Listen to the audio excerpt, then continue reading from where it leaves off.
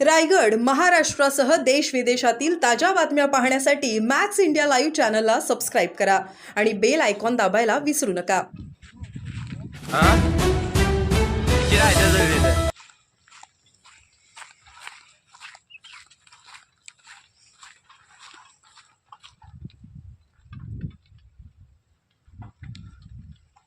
क्या करो आहे ग्रुप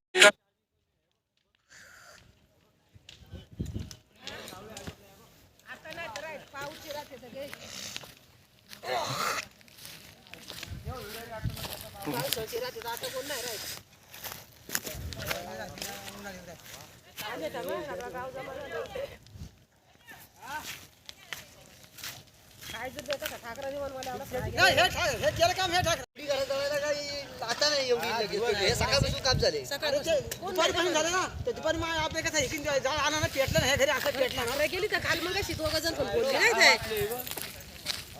ठीक आहे हो ना हो आम्ही आलो ना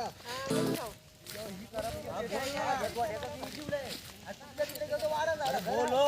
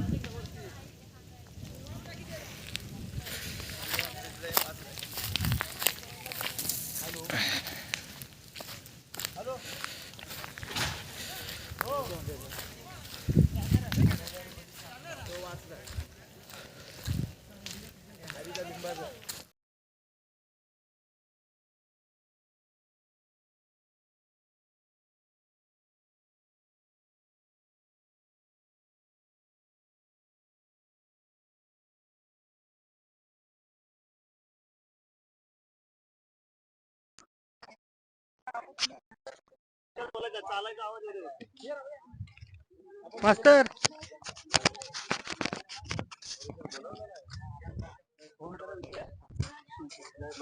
बड्डेला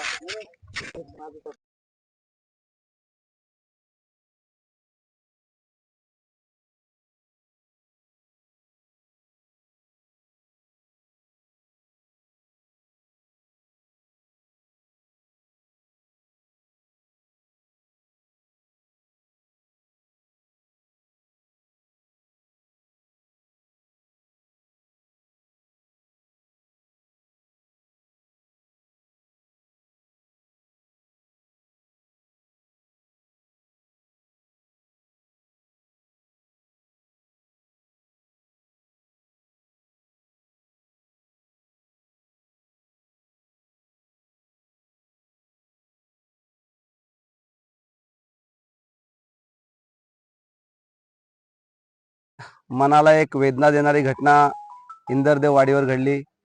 वणव्यामुळे मोठी आग लागली आणि आगीमध्ये संपूर्ण गाव जळून खाक झालं.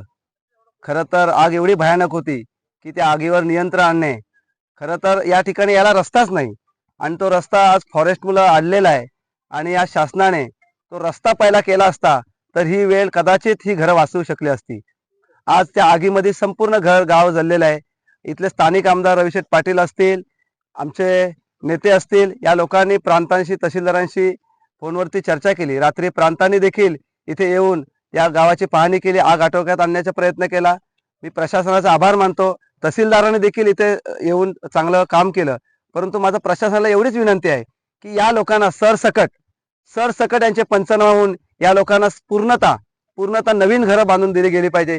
यासाठी आम्ही आमच्या नेत्यांच्या माध्यमातून प्रशासनाकडे पाठपुरावा तर नक्कीच करू.